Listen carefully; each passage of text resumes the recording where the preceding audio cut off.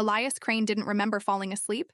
He just remembered pain, sharp, jagged pain as cryofluid surged into his lungs, as neural stabilizers drilled into his spinal ports, and then silence. Until now. A weight pressed down on his chest. He tried to inhale, but the air wouldn't come. Panic spiked. His body thrashed reflexively, but his limbs moved like molasses. Cryolag, neural delay. Something was wrong. He blinked once, twice, and then he saw her. A face hovered inches above his. Large, opalescent eyes watched him with calm intensity. No whites in sight, only shimmering liquid color that pulsed with faint bioluminescence. Her skin glowed faintly. In the dim light, smooth and pale like moonlit marble, dotted with glowing nodes along her temples and clavicle. Her hair, if that's what it was, floated around her head, alive with silver blue light, each strand reacting subtly to movement and sound. She wasn't wearing armor. Just a thin bodysuit woven from organic fabric that shimmered like water. Her 4 fingers were splayed across his sternum, palm-to-skin contact. He realized suddenly he was shirtless. His throat croaked out a hoarse whisper. "What the hell?" The alien tilted her head curiously, her voice smooth and harmonic, as if 2 notes were speaking at once. "You were screaming. I initiated stabilizing contact." Elias's survival instincts kicked in, even if his muscles hadn't. He jerked slightly, trying to move her off. She didn't budge. "Please remain calm," she said. "Your cortisol levels are destabilizing. I am harmonizing your limbic output." "Your what?" he rasped. "Harmonizing." Her hands pulsed softly with blue light. Elias shivered. His spine lit up like someone had dumped ice water directly into his neural ports. Then, calm, sudden, unfamiliar calm. "Who are you?" he asked. "I am Tila. Healing designate Nithuri Sector 6. You are Elias Crane, human male, 34 Earth Standard years. Cryo-trauma severity tier 3. I have been assigned to your recovery." "Assigned?" He blinked. "What is this, hospital?" Tila's head moved slightly, but her expression remained unreadable. "An orbital convalescence node. You were transferred here by the Terran consulate 3 days ago. You have been in neural stasis for 72 hours. "Why? Were you on top of me?" The faintest ripple passed through her hair, a shift in color from blue to violet. "You began convulsing in sleep," she said calmly. "Nithari empathy protocols require immediate proximity for psychic grounding. Physical contact accelerates neural stabilization. It is common practice." Elias finally managed to push himself upright. She moved with him, graceful, unbothered, hands still lightly on his shoulders. She made no effort to leave. "Yeah, well," he coughed, rubbing the back of his neck.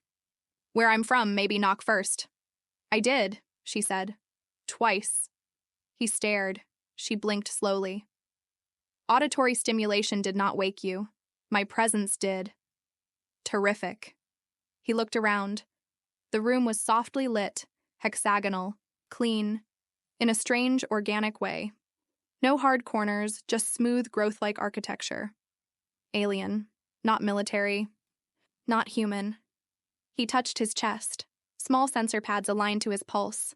A neural port at the base of his skull buzzed faintly, tethered by a thin cord to a console pulsing with unfamiliar symbols. "I was in cryo," he muttered. "Why?" Tila moved then, slow, deliberate, and stood. Her height was surprising, taller than him by a head. "Your last recorded transmission was a failed jump from the asteroid colony at Tyros Belt. Your craft suffered gravitational core collapse. Your biological readings were unstable. Cryo preserved your central function. Recovery was initiated here." Elias lowered his hand. "And you're my what? Nurse?" "I am your caretaker," she said. "Until such time as your biological and psychological functions are confirmed stable." "And what, you live in here too?" Her expression remained unchanged. "I do not require separate quarters. I will remain close." "Define close," Elias said warily. She took one measured step forward, now standing directly in front of him. "Within 4 meters of your presence at all times, less during emotional fluctuations. His head tilted. So you just hover? I do not hover, she said. I attend. He sighed. Of course you do. Tila's eyes narrowed slightly. You are exhibiting discomfort. Would you like emotional recalibration? No, he said quickly, hands raised. No glowing hands on my face, thanks. Nightbye. Tilted her head again. I was not going to touch your face. He paused. Right. An awkward silence settled between them. Then she spoke again, her voice softer. You were weeping. In sleep. The echo of it. Her hand briefly pressed to her own chest. It reached me. Elias looked away. He didn't want to talk about the dreams, about Tyros, about the people he couldn't save. Tila sat beside him, her glow dimming slightly. I will not intrude, she said. But I will not leave either. That is my purpose. He stared at her for a long moment. And for the first time, beneath all the weirdness, all the discomfort, he didn't feel entirely alone. Elias Crane had lived through engine fires, orbital riots, and a spacewalk sabotage, but nothing prepared him for breakfast with an alien housekeeper who didn't blink and insisted on observing his digestive function. I'm fine, he said again, chewing deliberately. Tila sat across the small table, posture perfect, hands folded, luminous skin pulsing in calm amber. You are eating too quickly. Your gastric lining is still recalibrating from cryometabolism. Elias sighed. I've had worse. Once ate recycled protein cubes laced with coolant gel. Tasted like minty despair. She tilted her head. That would cause cellular erosion. Exactly. They sat in a softly lit chamber shaped like a half-shell, grown, not built, like most Nethari structures. There were no lights, just the soft pulse of ambient psionic energy stitched through the walls like veins of glowing coral. Outside, the black and purple swirls of the orbital nebula washed through translucent panels, as if the entire station floated inside a dream. Tila rose and crossed to a floating cabinet. You should also hydrate. I have infused the water with Talmira extract, mildly euphoric, useful for suppressing memory trauma. Thanks, but I like my trauma unsweetened. She paused. You prefer to feel pain? I prefer to be in control of my pain. She turned, pale strands of her hair shifting behind her like fluid silver vines. Control is not the same as healing. Elias didn't answer. She brought the drink anyway. He took it, out of politeness. It smelled like cinnamon and ozone, tasted clean, sharp, almost too clean. I reviewed your cognitive pattern logs, Tila said after a long pause. Elias blinked. You... What? Upon revival, your neural cloud was copied for analysis. It is standard recovery protocol. You downloaded my mind? I observed select patterns for psychological drift. Your grief signature is severe. He stood up, face tight. That's a hell of a boundary to cross without permission. Her bioluminescence dimmed instantly. Her tone softened. Forgive me. My species does not recognize the same interior. Separations. We share pain when it is loud. He stared at her, furious, bewildered, then suddenly tired. It's not that simple for us, he said. We build walls, not because we're cold, because some memories burn. She nodded, slowly. Then I will not touch again, unless asked. The room fell silent. Elias returned to the table, sitting back down heavily. After a moment, she stepped closer. I have also cleaned your quarters, she said. Removed volatile oils, sanitized neural ports, replaced undergarments. You replaced my underwear? You had only one set, she said, matter-of-factly. He rubbed his face. Of course. Tila sat again. Do not be alarmed. Nethari are not stimulated by human pheromones. I am programmed to be sterile, Elias choked. Wow. Okay. I sense embarrassment, she noted. You think? I will adjust. My approach. He looked at her then. Really looked. She wasn't robotic. She felt. Not in the way humans did, shouting their emotions, flinching from touch, but in ripples and color and breath. She studied him not like a machine scanning a host, but like someone trying to learn a language without words. I appreciate you trying, he said finally. Her glow brightened slightly. I try because you are difficult, she said. He smirked. That's the nicest insult I've heard in weeks. She tilted her head again. Is that sarcasm? Yes. I am learning that sarcasm is often how humans express comfort. Or deflect. Then may I deflect with you? He blinked, then laughed, genuinely for the first time in months. Yeah, he said. You can deflect with me. That? Night. Elias lay on the alien bed, slightly too soft, the material shifting like memory foam with a mind of its own. He turned toward the dark. Then he saw her, Tila, curled quietly at the foot of the bed, unmoving, like a cat-shaped guardian. Still. Here? He asked groggily. I am monitoring your sleep state. Your theta spikes are erratic. Could you do that from, say, not on the bed? She blinked. There is no furniture elsewhere. He sighed. Fine, but stay over there. I will. He rolled over. A minute passed. Thank you, he muttered. For what? For staying close. Even if I don't get it. She didn't answer, but in the dark, her glow shifted to soft blue, the color of understanding. And Elias slept. Elias woke to warmth. Not the stale, artificial warmth of a station bed, but something softer, organic. He blinked groggily and froze.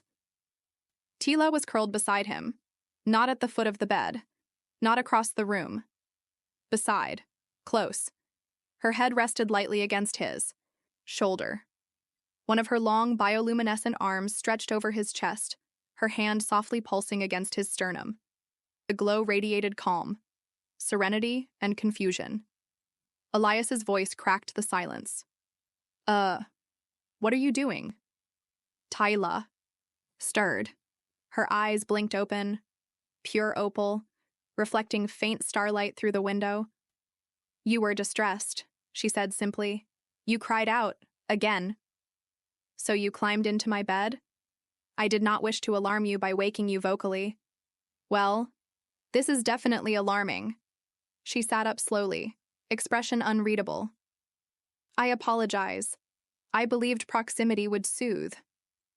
You spooned me, Tila. She blinked, pausing to process.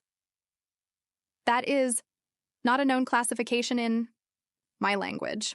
He sat up too, rubbing his temples. It's a very specific kind of clothes, okay? And we don't usually do it with our housekeepers. She frowned faintly. But I am not your housekeeper. I am your assigned healer companion.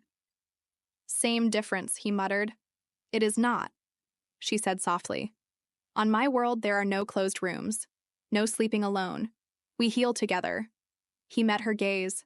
Her eyes held no shame, no seduction, just concern. Elias sighed, tension slipping from his shoulders. I get that, he said. But I'm not Nathari. And humans, we need space. We set boundaries to stay sane. Tila looked down. Boundaries. You use this term often. Explain. Elias thought for a long moment. A boundary is a line. Not just physical, but emotional. It's where I end and you begin. Where I get to decide what's mine. She was silent. Being close to someone, he continued, doesn't always mean touching. Sometimes it means letting them come to you. Tila nodded slowly. That is foreign to me. I know, he said. But I'm willing to teach. If you're willing to try. She straightened. Then I will not enter your rest space. Again. Unless invited. That's very fair. She hesitated, then added, May I remain nearby? He managed a smile. Yeah, just keep the glow to a minimum. I'm still half blind from your cheek last night. Later that day, they shared silence in the station's solarium. Elias hunched over a tablet, slowly updating his personal logs. Tila tended to a tray of bioluminescent flora, guiding tendrils into nutrient rings with patient fingers. After a long pause, she spoke. You said intimacy is complicated for humans. He lowered the tablet. It is. And yet you allowed me to hold you on the second night. He blinked. I didn't exactly allow. You just kind of appeared. But you did not push me away. Elias hesitated. No, I didn't. Then I am confused. He put the tablet aside. You're not the only one. That night, Elias dreamed. A memory, half buried, surfaced. He was 17 again, drifting through wreckage, trying to revive a friend already gone, crying out for help no one sent. And this time, in the dream, someone came. Not a medic, not a commander. Her Tila, her glow breaking through the dark like the dawn. She didn't speak. She simply reached out and took his hand. And in the dream, he let her. He woke before dawn. Tila wasn't on the bed, but she sat nearby, cross-legged, watching the rising glow of a binary star cluster beyond the window. She didn't look at him, but her voice reached him like a pulse. I felt your dream. Elias didn't answer. Your hand. It reached for mine. He sat up slowly. This time, it was he who crossed the space between them. He sat beside her, close, but not touching. I guess I'm learning too, he said softly. Tila's glow warmed. Blue, then soft rose. Understanding. The station's artificial morning was painted in lavender gradients. Light filtered through the orbital nebula, casting shifting reflections across the floor. Elias sat in the observation ring, sipping nutrient brew that still tasted faintly like seaweed and regret. Tila stood behind him in silent meditation, her glow dim and steady. She hadn't spoken in nearly an hour. He appreciated that, because some memories still walked heavy. After a while, she spoke, softly. The dream repeated. He nodded. You spoke his name, she said. Elias didn't turn. Devin. Your brother? No. Worse. He was my best friend. We were both in training. Second orbital drop. Debris tore the line between us. I heard him screaming as he drifted. Nothing I could do. Nothing command would do. Her voice stayed gentle. You carry him. Every day. They sat in silence. She moved then, without sound, and sat beside him, not too close, not touching. Her voice pulsed like music through the quiet. You do not share easily. This cost you something. He laughed dryly. Yeah, my pride, my mask, whatever was left. I honor that. A long moment passed. Then she whispered, Would you allow me to see him? Elias stiffened. What? I can link briefly, non-invasively. I will not take, only view. You want to look inside? Only the image, the face you remember, nothing deeper. He hesitated. The request wasn't cruel. It wasn't forceful. It was reverent. Elias exhaled. Do it. She reached gently toward his temple. Her fingers hovered, not touching. Her glow shifted into a soft, pale violet. A warmth filled the air. Then, an image. Devin. Laughing, sunburned, grease on his chin, flipping Elias the bird as they raced zero-G bikes through the carriers. Hangar bay. Tila gasped, and then her hand jerked, unintentionally making contact. Elias's head snapped back. Pain. Sharp. White. The memory warped. Turned inward. Screams. Explosions. The sound of metal twisting, crying, a heartbeat slowing. Then stopping, Tila recoiled as if burned. No, I did not mean... Her voice fractured. Elias stood trembling. What did you do? I reached too far. I'm sorry. I felt... It collapsed. You saw everything. No. Her glow flickered erratically. Only for a moment. I withdrew the second it turned. I swear. But Elias had already stepped away, one hand against the wall for balance. The rush of that memory had undone weeks of progress in seconds. You don't get it, he said, voice low. You don't get to feel what I buried. I didn't mean to violate. But you did. Tila's glow dimmed almost to black. Her hair hung limp. I have caused harm, she whispered. Elias turned, his face tight. You think you're helping, but you're not a machine. You're not a program. You're someone. And that means you need to learn the one thing humans need most. He paused, bitter. Consent. She said nothing, and he walked out. He didn't return to the solarium. He avoided the observation ring. For a full Terran day, he kept to the medical wing, letting a non-sentient drone monitor his vitals. Tila did not follow, but she was always near, just outside sensor range, never entering, never intruding. That night, Elias returned to his quarters. She wasn't inside, but folded carefully on the bed was a small object, a glass orb grown from psionic resin. Inside it shimmered the faint outline of Devon's face, his smile preserved in soft, shifting light, a note etched along its surface in glowing script. I did not ask, and I was wrong. Now he is only yours. Always. Elias sat heavily on the bed, orb in hand. He whispered into the quiet. Thank you. And for the first time since Tyros Belt, the pain didn't crush him. It just sat with him, silent, bearable, because someone else had seen it and left it alone. The silence between them became its own language. Tyla kept her distance. Elias gave her space. But tension shimmered beneath their interactions, like static before a storm. Words were polite, gestures careful. But something had cracked, and both of them could feel it. Yet neither could walk away. Not anymore. It began with a tremor, a physical one, small but sharp. Elias was in the neural stim bay, lying still, eyes shut as a maintenance drone recalibrated. The spinal implants just below his neck. The cryo damage had left ghost signals in his nervous system, spikes of phantom pain, memory echoes. He'd grown used to it, until this one hit different. It came with a sound, a voice that wasn't his. You should have saved him. His eyes flew open. The room flickered. The drone sparked and shut down.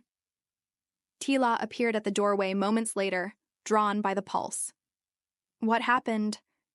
I don't know, Elias muttered, sitting up. Something triggered during recalibration. She approached slowly. May I scan? He nodded cautiously. Her hands hovered over his spine, her glow subtle. Careful this time. Then, something clicked. A hidden strand in his neural interface ignited. A memory node long buried, shielded by medical lockout, forbidden, black-level trauma barrier detected. Before Elias could react, the room melted. Not physically, but psychically. Reality around him warped, walls bent, the color drained from the air. And suddenly, he was there, not in the station but back on the wreck of the Urda Nova.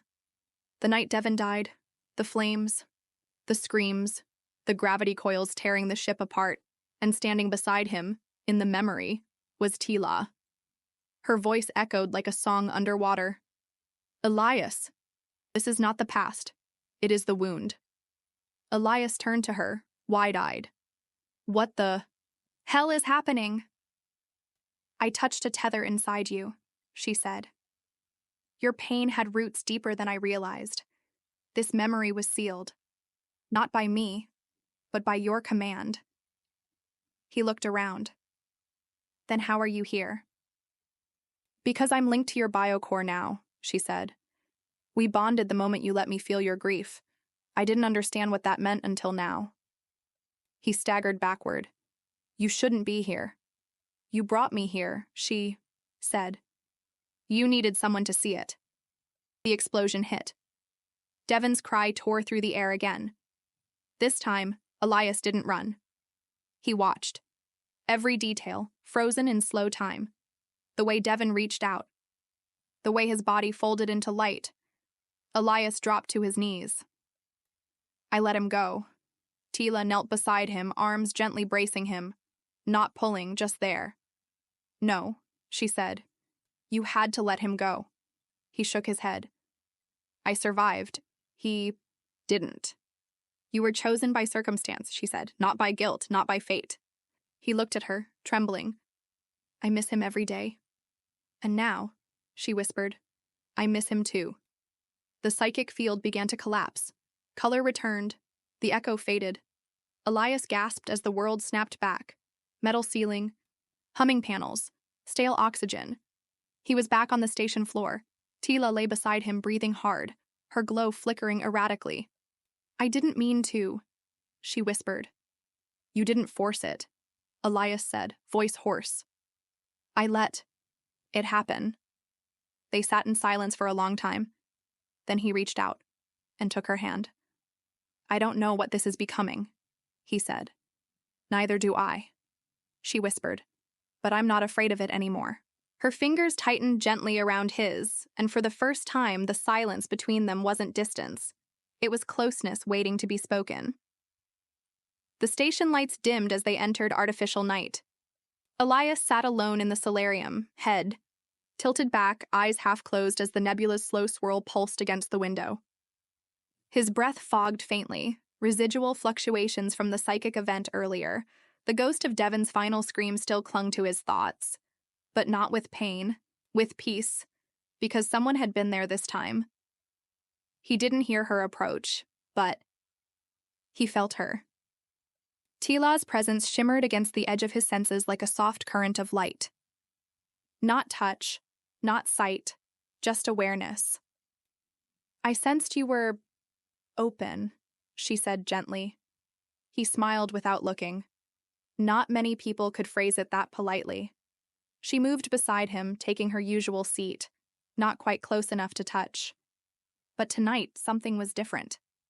The air between them pulsed with faint energy. The kind of tension that existed just before two magnets snapped together. After a long pause, Elias whispered, that thing we shared. The memory collapse. Yes. That. Wasn't just you seeing what I saw, was it? No. He turned to her. Her skin glowed softly in the half-dark. Pale violet veins of light moved beneath the surface like liquid stars. I felt you in it, he said. And I, she murmured, felt you in me. The sentence lingered in the air like a spark refusing to die. He stood suddenly, pacing. I've been bonded to machines, to implants, even to a combat partner. But this, he shook his head. It's like you rewrote something inside me. I didn't mean to, she said. I know. He turned. I didn't mean to want it either. Her glow surged, slow and pink-hued now. A blush by Nithari standards. Elias stepped closer, uncertain. Tila, are you feeling this? She stood as well, taller, barefoot, her silver blue. Hair floated around her like a living halo. I do not know what human intimacy requires, she said softly, but your energy draws mine, like pressure into airless space. Then let me show you. She tilted her head. How? What happened next wasn't like touch. It was like resonance. He reached for her, hands to her face. Her skin was cool, glowing, and she trembled as if struck by something she hadn't prepared for. Their foreheads touched, and with it came the rush. Not a memory, but sensation. Every word they hadn't said, every breath they'd shared, every moment she sat in, silent so he could weep without judgment. Every second he looked at her and forgot what species meant. They moved as one. Slow. Careful. He kissed her. She didn't flinch. She opened like starlight unfolding. Later, wrapped in silence, they lay across the memory-reactive bed. It pulsed with soft light beneath their forms, as if the room itself had registered what they'd done. Elias traced her forearm, watching how her skin shimmered at his touch. Tila whispered, "When you touched me, you didn't take, you gave." He smiled against her neck. "We both gave." She touched her lower abdomen. "Our cells have begun harmonizing." He blinked. "What does that mean?" "It means," she said, "my body believes I've chosen you." He was quiet for a long time. Then he kissed her forehead. "I guess. I've chosen you too."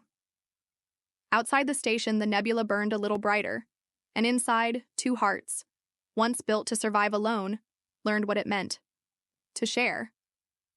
The warmth of her body had barely faded from the bed when the first tremor hit. Not physical. Not psychic. A signal, buried deep in the station's AI system, pinged Elias's implants with a code only someone like him could read. Classified. Encrypted. Terran origin. He sat up fast, scanning the room. Tila stirred beside him, her glow dim, peaceful.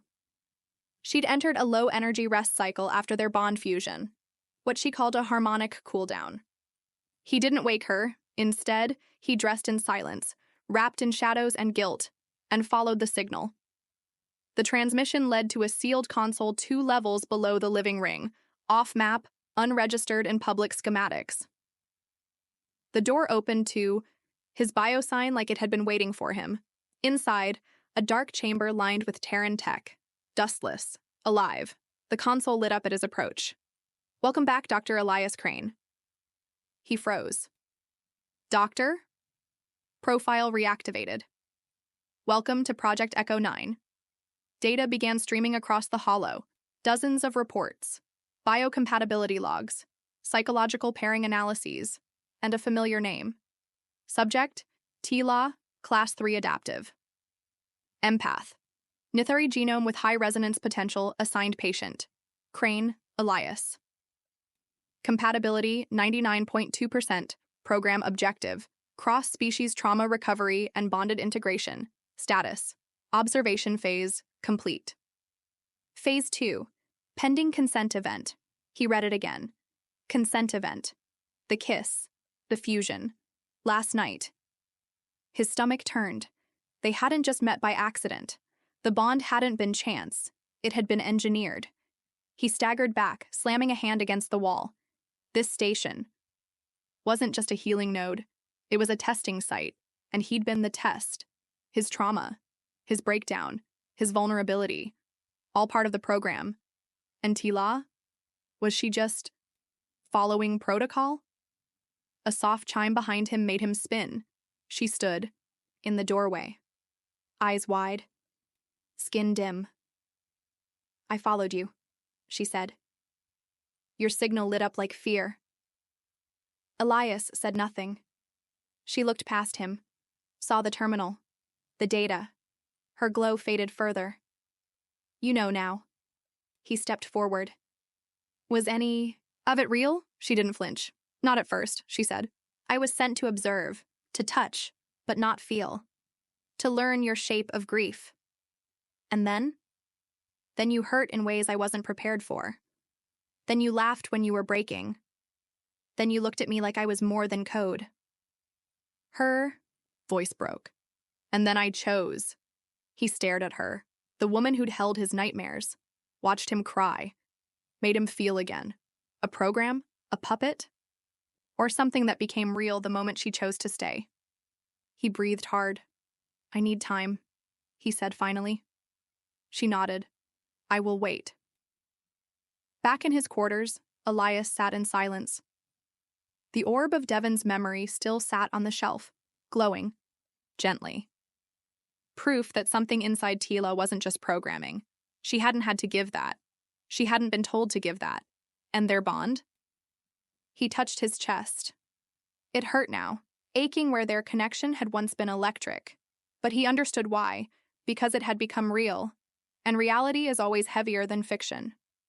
The station felt colder now, not in temperature, but in presence. Tila had withdrawn.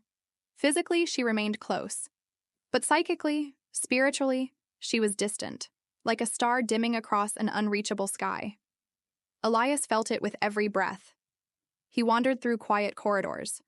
The neural link between them, once pulsing like shared heartbeat, had faded to a whisper. Not broken, not gone.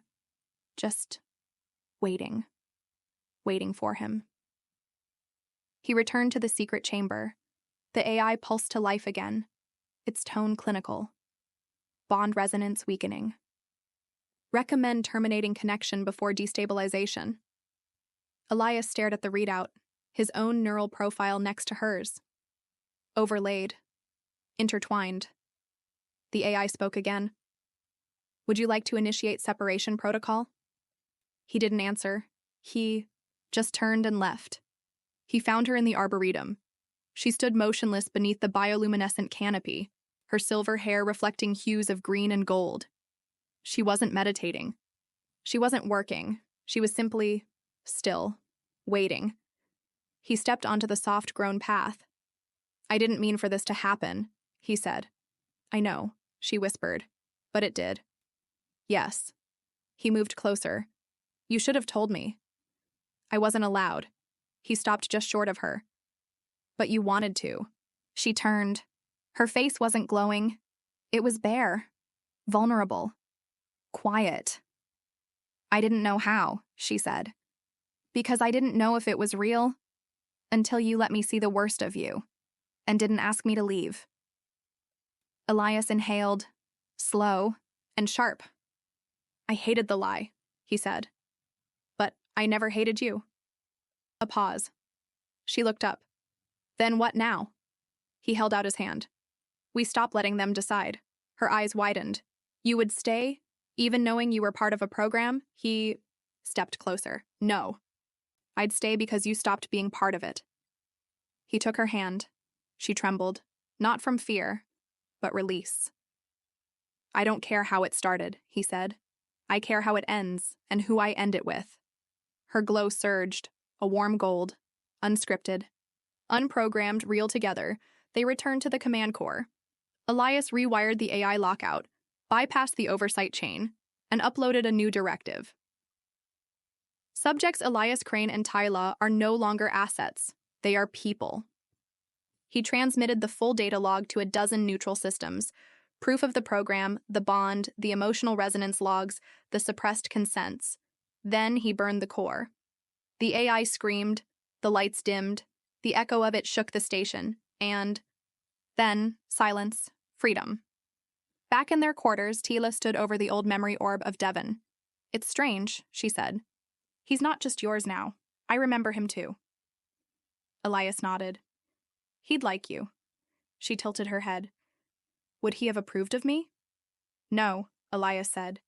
He'd have said I'm crazy. Then he'd have said, but hell, it's Elias. He only does one kind of love, all in. Tila smiled, soft, true. They stood in silence, together, not because the program told them to, but because they chose. It began as a pulse, faint, internal, not Elias's heartbeat. Not Tyla's either. Something new. She had felt it for days now, a warmth just beneath her diaphragm, a tug in her lower core where no sensation had ever lived before. Not pain, not discomfort. Life. She stood at the edge of the observation. Deck silent. Elias joined her, barefoot, holding 2 mugs of synth tea. He watched her with quiet intuition. It's different today. She nodded. There's something inside me. He didn't move, didn't panic. He just said, I know. She turned to him, eyes wide. You feel it too? He took her hand and pressed it to his own chest. I started having dreams, not of the past, of something new. A light. A hum. A frequency, she whispered. Shared. He touched her abdomen just gently. It's alive? She nodded. And it's both of us. The bioscan confirmed it. Their cellular fusion had gone deeper than the bond. It had rewritten part of her reproductive coding, altered by Elias's hybrid nanostructure and the neural imprint they'd shared during the trauma merge. It wasn't supposed to happen. It had never happened. Human and Nithari had created something unwritten, and now it was real. Tila sat with her knees drawn to her chest, staring at the scan, 3 soft orbs of light rotating inside a crystalline matrix. One of them pulsed brighter than the others. Elias knelt beside her. She whispered, "My people will call it contamination. Mine will call it impossible." "And what do you call it?" He smiled. "Ours." She leaned into him, trembling. "I'm scared." "So am I. Should we tell them?" "No," he said. "Let them see it for themselves." That night, the station's systems surged, lights flickered, machines hummed, and every psionic conduit across the orbital shell lit up, without command, without input. The child was broadcasting, not words, not thoughts, a presence, a signal that leapt across sensors and comm grids and neural relays. It touched deep-range beacons, bounced through jump lanes. It said one thing: I am becoming. Far across the void, sensors on Earth blinked red. On the Nithari homeworld, temples pulsed with unprovoked song, and aboard the remnants of the Shadow Consortium, something, awakened from dormancy. The signal is live. The bond was fertile. Protocol escalation required. Back on the station, Elias held Tila as the hum faded. Her body trembled, not in pain, but awe. "I didn't know this was possible," she whispered. "You didn't have to," he said. "We made it possible," she looked at him. "No more protocols? No more backing out," he replied. "Not now, not ever." In that moment, something ancient ended, and something newer, stronger, began. Not just a bond, not just a child, but a third path, unwritten by law, unbounded by species, one born in grief and sealed in choice. They left the station before the others could arrive, before the inquiries, the scans. The containment orders masked as diplomatic interest. They took only what they needed: a portable biocradle, a quantum seed archive, and each other. No guards, no coordinates, just a shared trajectory, away. They found the world 2 jumps, past the Orion threshold, a forgotten garden planet where the ruins of a Nithari outpost slept beneath silver-leaved trees and the bones of a long-dead moon drifted quietly above the atmosphere. It had no name, so they gave it one: Ellerin. In Old Nithari, it meant first light. They built slowly. Elias repurposed his engineering knowledge to coax the soil back to life. Tila sang to the roots of old psionic trees, awakening dormant flora that responded to her voice with bioluminescent blooms. Their home wasn't grand. It was a structure of woven branches, smooth stone, and warm light, a place of breath, not command, of listening, not rules. It smelled like starlight and wet leaves and the soft perfume of her hair as she leaned against him every dusk. Kaylin was born beneath a sky of green fire, not from pain, but from fusion. The child didn't cry. He hummed. A frequency that healed cracked bark, that drew birds from hidden nests, that made the trees bloom all at once in 1,000 tiny sunbursts. Tila wept as she held him, not from fear, but from the weight of what she'd never dared hope to become: a mother. Years passed. Kaylin grew quickly, too quickly. His skin shimmered like Tila's but turned golden in high emotion, his hair shifting between hues depending on his mood. He laughed in both languages. He could touch a wounded bird and make it fly again. And when he reached out, others felt it, even from across stars. Elias built a beacon, not to signal distress, but invitation, a pulse across space that carried the message. We did not break the rules. We rewrote them. This is not the end of our species. It is the beginning of something shared. Come if you're ready to learn what that means. They came, quietly at first, a rogue Terran diplomat, a Nithari ex-seer, a small group of defectors, curious, wary, but open.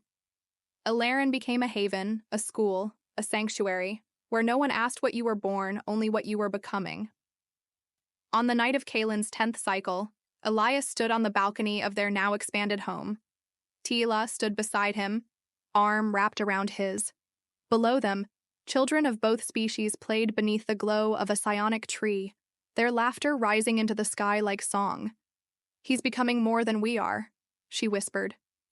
Elias nodded. "That's the point," she leaned her head against his. "I never thought I'd have a home." "You gave it to me first," he said. "All I did was follow you in." Far above, unknown ships paused in orbit, but they did not fire. They listened. To the hum, to the pulse, to the story of a man who was broken, and an alien who healed not just his body, but the very idea of otherness. Together they became more than human, more than Nithari. They became the answer.